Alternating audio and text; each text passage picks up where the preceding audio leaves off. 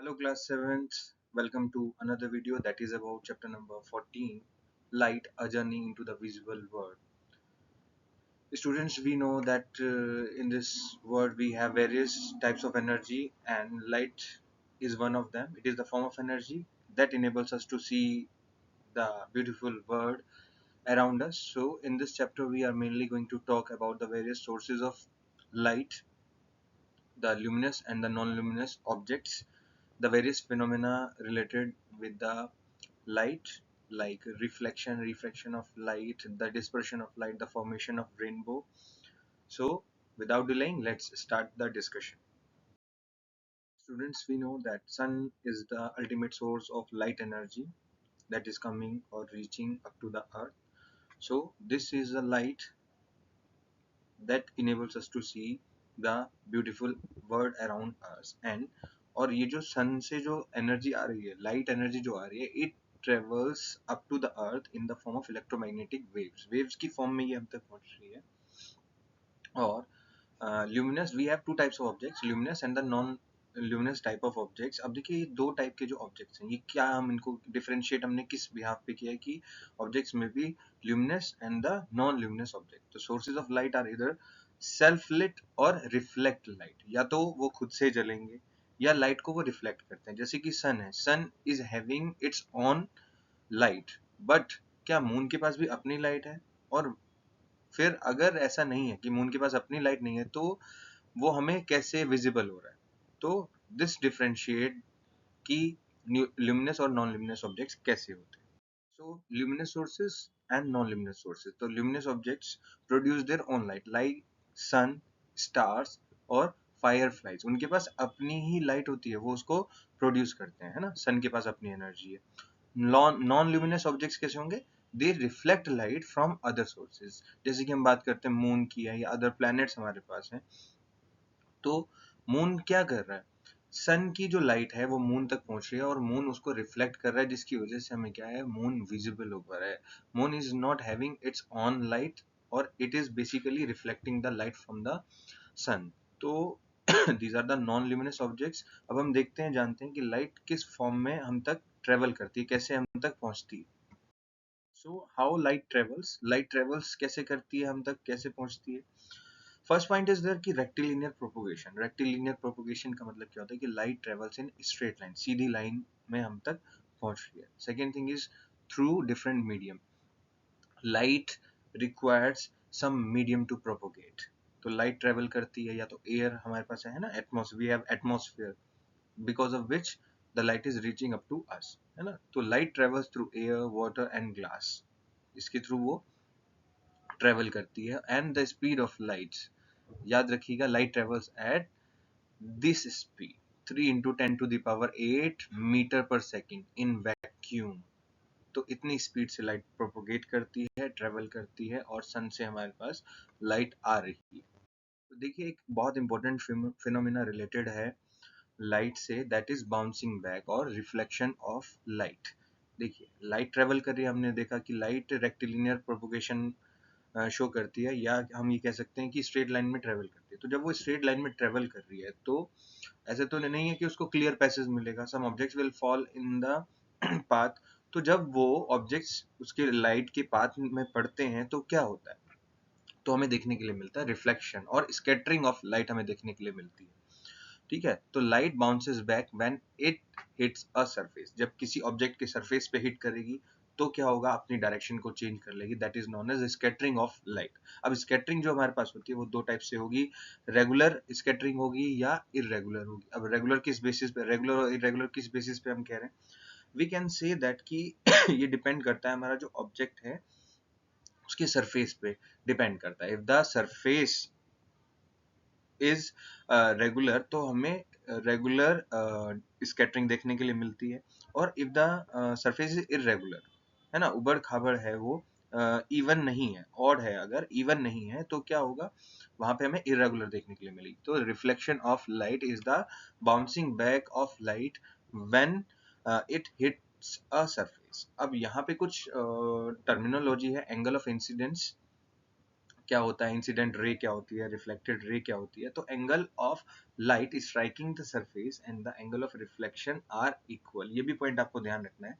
देखिए मैं आपको एक्सप्लेन करता हूँ कि देखिए जिस भी पॉइंट पे लाइट हमारी इंसिडेंट हो रही है, ठीक है, वहां पे आप क्या मान लेते हैं कि that point is known as incident point है, और उस पॉइंट से लाइट फिर आगे प्रोपोगेट कर रही है, तो लाइट जो निकल गई उसको हम क्या बोलते हैं, रिफ्लेक्टेड लाइट बोलते हैं, और रिफ्लेक्टेड रे भी हम उसको बोलते हैं। अब देखिए phenomena of image formation, image कैसे बनती है।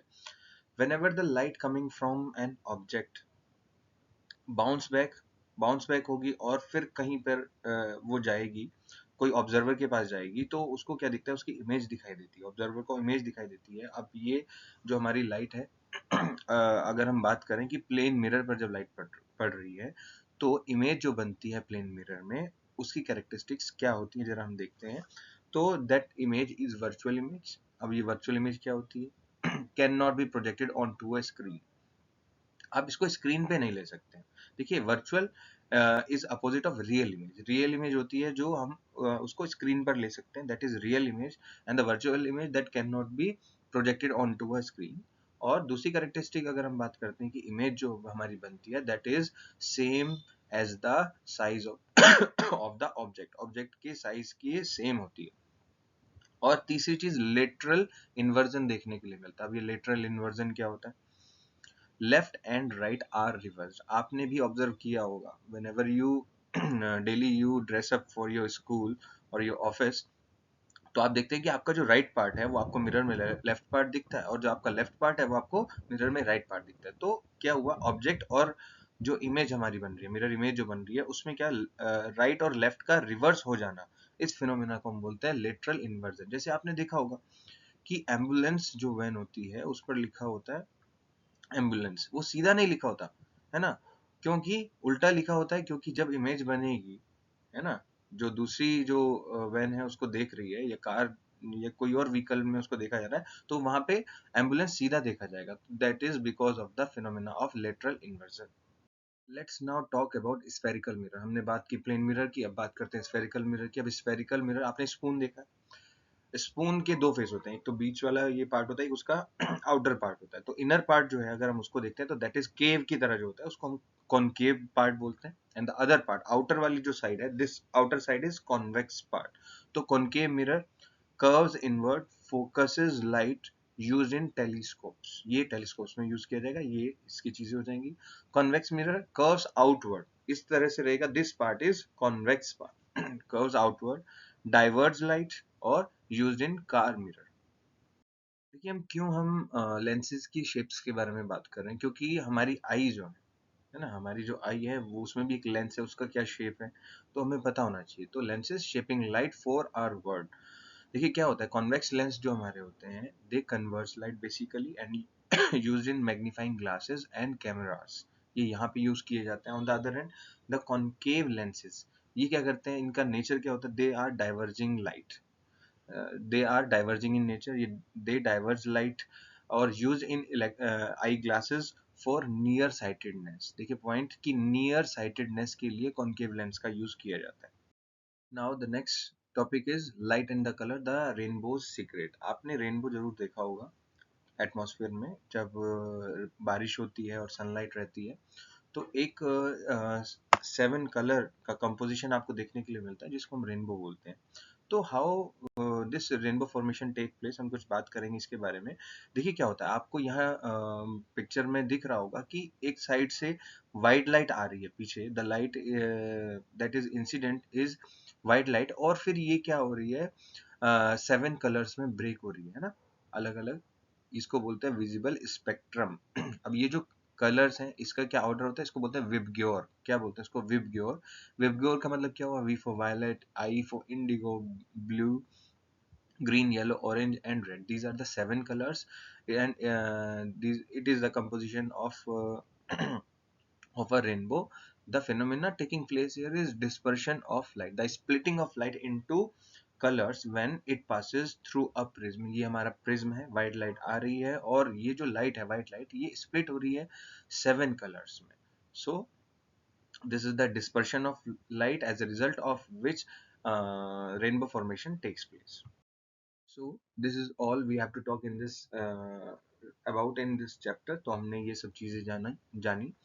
तो देखिए कि लाइट क्या है, इसेंशियल है हमारे लिए फॉर विजन के लिए, नहीं तो हम देख ही नहीं पाएंगे, है ना। It is the only thing that enables us to see the objects, चाहे वो नेचुरल हो चाहे आर्टिफिशियल लाइट हो हमारे पास।